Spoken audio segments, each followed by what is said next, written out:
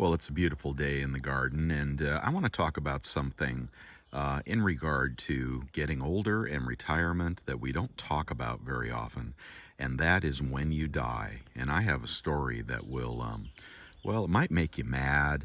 It might inspire you to do something yourself. But this is about a recent death. Um, Someone who is related to a friend of ours.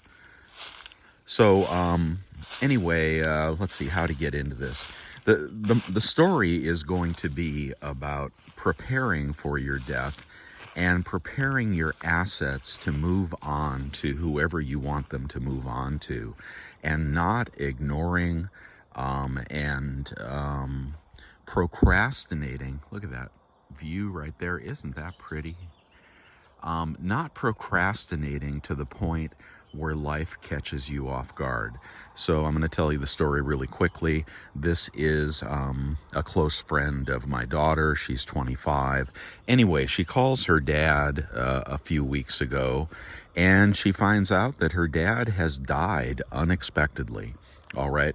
I won't get into, the reasons why and so forth, but she finds out he has died, and that matters worse, he has died intestate.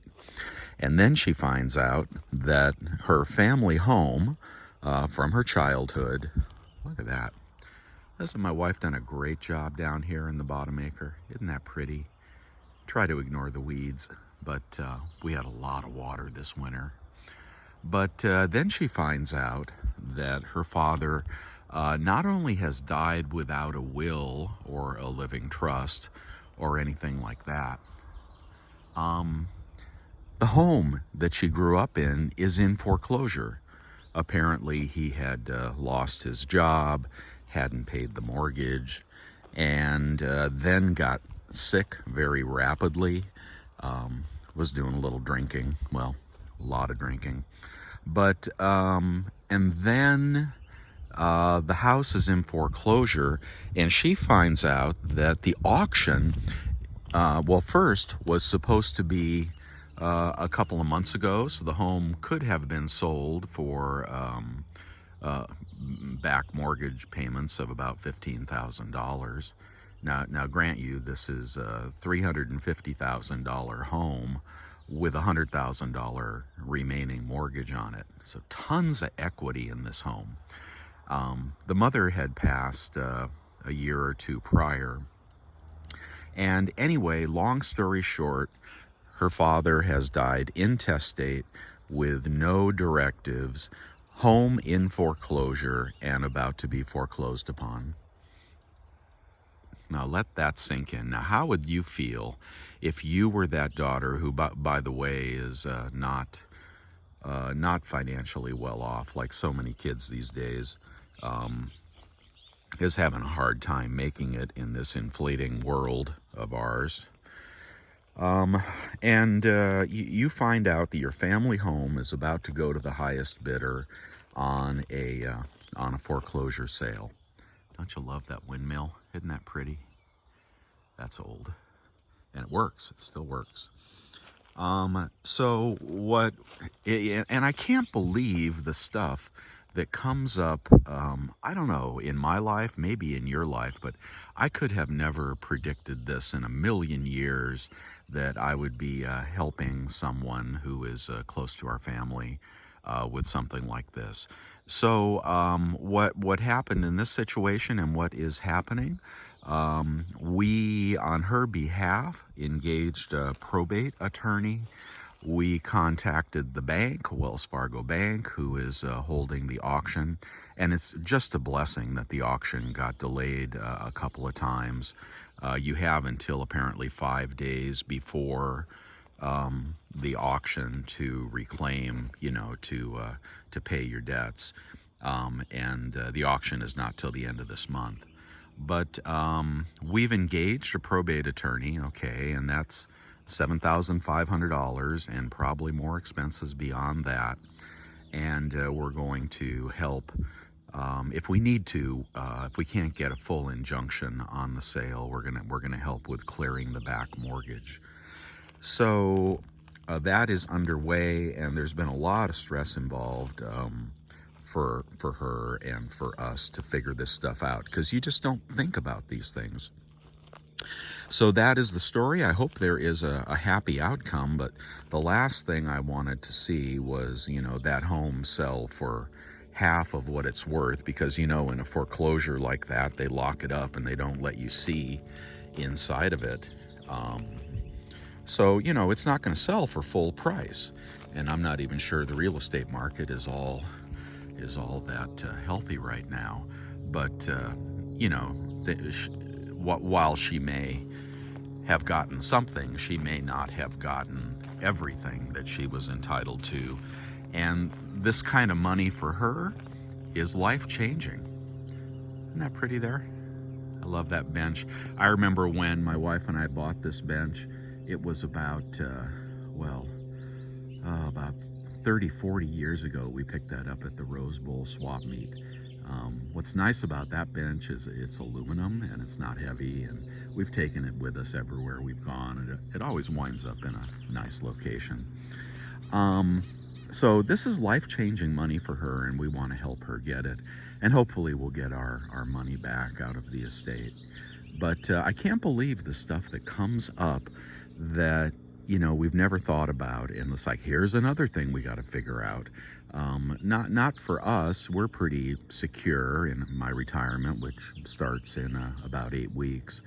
But for the others around us, there's so much drama in this world right now. Now, I don't know anything about her father and what led him to such a desperate circumstance, but think about your kids. And he was not old like me. I mean, he was in his 50s. So think about what would happen tomorrow if you were hit by a train, okay? And you have got to put some kind of instructions into your assets. Now, whether you do a will that you have notarized, or whether you get an attorney and do a living trust, you've got to put beneficiaries on your bank accounts and your investment accounts and your 401ks. That's the easiest thing of all. If you've got a beneficiary on your 401k, they'll just get the money. If you have 2 kids, you just split it 50-50. Or you put your wife and then a contingent beneficiary. That's easy. The home is a little bit more difficult, and would have to enter some kind of legal dissolution especially if you have a mortgage on the home. So and then that will or that living trust, be sure that people know where to find it and how to find it. We can't even get access to the home right now because they've locked it up for the foreclosure sale. So whatever documents and old bills are in there, and by the way, there may be some other debts, we don't have access to them. So you got to get this stuff in your kids' hands somehow, or tell them how to find it if the unexpected happens. And in this case, if there was a will, well, we probably wouldn't need an attorney, right? Or it might be just a rudimentary procedure. But probate can take, in this case, it's $7,000. It's a small estate.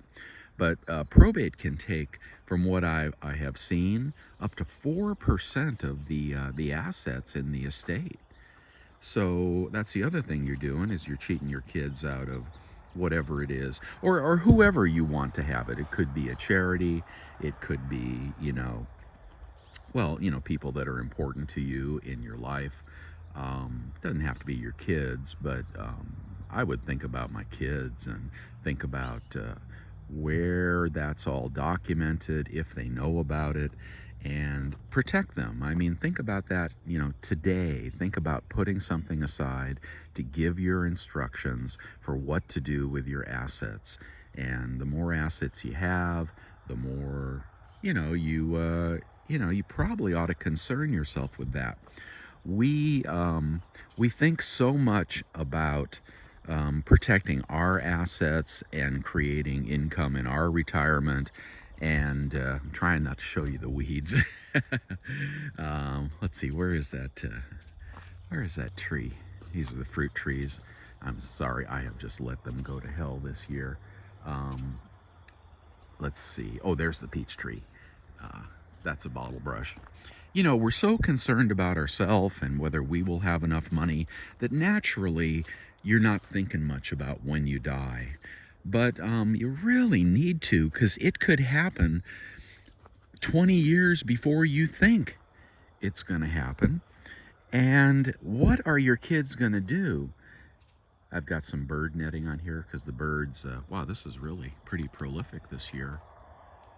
They're itty bitty peaches right now. I just want to see them get to maturity. I need to put some fertilizer on this tree. It's a nice little tree. And the netting does kind of keep some of the birds off anyway. So there are the peaches. We're going to have peaches this year. So, you know, think about the unthinkable. Think about your passing, your legacy to your kids, whether you have a good relationship, a strained relationship, or, you know, a poor relationship. How do you want to be remembered by your kids? You want to be remembered as the person that threw away their family home, gave them nothing, and you know, I mean, even if you don't have that good a relationship, is that really how you want to be remembered when you go? Gosh, you know, it is so hard today for young people, and they have a lot of stress and issues. So help them out. Help your own kids out, or help out those people that you think the most of by getting your affairs in order. Leave instructions, get your will in order, do the living trust, assign your beneficiaries, put your kids on the title of your home if that's what you want to do. Show them where, you know, the keys to the safe deposit box is and where to find your final papers. You know, stuff like that. Okay, I've droned on long enough, but that's what I'm going through right now. It is absolutely incredible. I could have never seen this coming. And, you know, I hope there's something in this for you to think about if you haven't done it yet. If you haven't done it, get on it. This is important because it is your legacy. All right? It's not just always about us. You guys have a wonderful weekend, and if you like this video, please give me a thumbs up. Thanks so much, and I'll see you soon.